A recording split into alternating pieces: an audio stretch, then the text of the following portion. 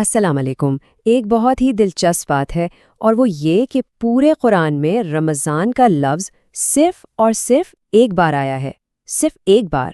تو آج ہم اسی ایک آیت میں غوطہ لگائیں گے یہ سمجھنے کے لیے کہ اس ایک ذکر کے پیچھے کتنی گہری حکمت چھپی ہوئی ہے۔ تو یہ ہے وہ آیت، شہر رمضان الذی انزل فیہ القرآن۔ یہی وہ آیت ہے جو رمضان کی پوری پہچان بناتی ہے۔ اب دیکھیں، پہلی نظر میں تو یہ ایک سیدھی سی بات لگتی ہے نا، لیکن اس کے الفاظ کی جو ترتیب ہے، جو اس کا سٹرکچر ہے، اس کے اندر بہت کچھ چھپا ہوا ہے۔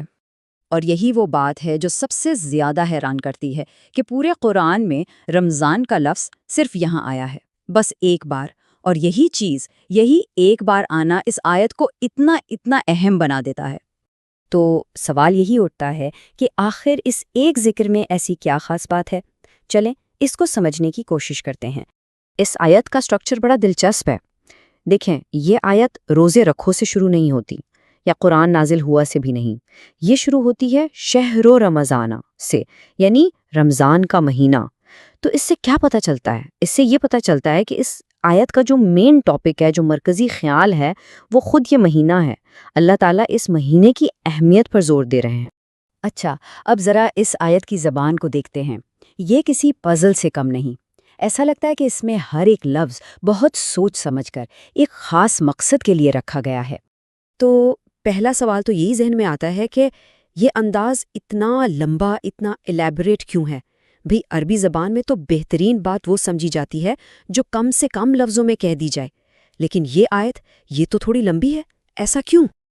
یہاں دیکھیں نا، بات کو سیدھا سیدھا بھی تو کہا جا سکتا تھا، جیسے کہ اللہ نے رمضان کے مہینے میں قرآن نازل کیا، سمپل۔ لیکن نہیں، اللہ سبحانہ وتعالی نے ایک زیادہ ڈیٹیلڈ انداز چنا۔ اور جب ایسا ہوتا ہے نا، تو سمجھ جائیں کہ اس انتخاب کے پیچھے کوئی بہت خاص حکمت چھپی ہے۔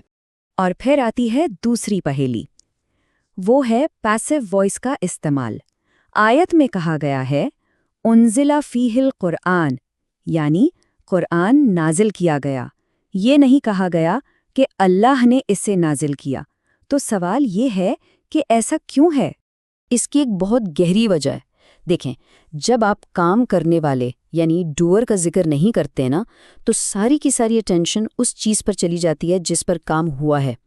تو یہاں ڈوئر یعنی اللہ کا ذکر ہٹا کر ساری توجہ خود قرآن پر ڈال دی گئی ہے۔ کیوں؟ تاکہ قرآن کی عظمت، اس کی ہیبت پوری طرح سے نمایاں ہو جائے۔ اچھا، اب اس پزل کا اگلا حصہ دیکھتے ہیں، اور یہ شاید سب سے گہرا راز ہے جو خود رمضان کے نام کے اندر ہی چھپا ہوا ہے۔ لفظ رمضان کا جو روٹ ورڈ ہے، جو اس کی جڑ ہے، وہ ہے رمز، اور رمز کا مطلب ہوتا ہے شدید گرمی، وہ جلا دینے والی تپش جب زمین تپ رہی ہوتی ہے اور ہر کوئی ٹھنڈک دینے والی بارش کا شدت سے انتظار کر رہا ہوتا ہے۔ اور یہ کتنی زبردست میٹافور ہے۔ یہ ہمیں بتاتی ہے کہ قرآن کا نزول کیسا تھا۔ سوچیں ذرا، انسانیت روحانی طور پر ایک شدید گرمی کی حالت میں تھی، ہدایت کے لیے، سکون کے لیے تڑپ رہی تھی، اور پھر اس تپتی زمین پر قرآن ایک ٹھنڈی، زندگی بخشنے والی بارش کی طرح برسا۔ تو اب جب ہم ان سارے کلوز کو، ان سارے اشاروں کو ایک ساتھ جوڑ کر دیکھتے ہیں، تو رمضان کا اصل مقصد، اس کا حتمی پیغام بالکل واضح ہو کر سامنے آ جاتا ہے۔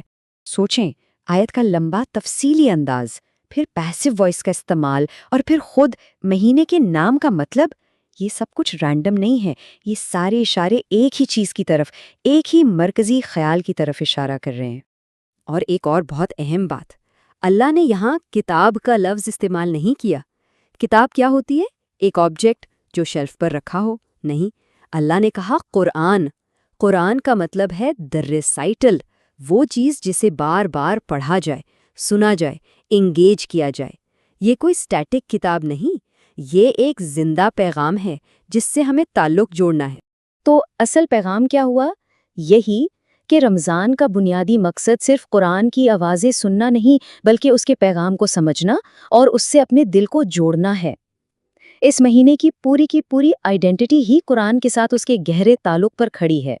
تو اس رمضان ہمیں اپنی سوچ کو تھوڑا سا بدلنے کی ضرورت ہے۔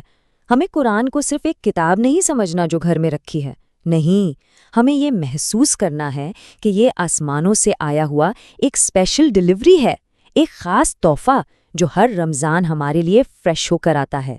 ہمیں ہر سال اس پیغام کے اترنے کے لمحے کو دوبارہ سے محسوس کرنا ہے، دوبارہ سے جینا ہے۔ تو آخر میں سوال بس یہی رہ جاتا ہے ہم سب کے لیے، اس رمضان کیا ہم صرف آوازوں پر اکتفا کریں گے یا پھر ہم اس کے پیغام کے ساتھ حقیقی معنوں میں جڑنے کی کوشش کریں گے؟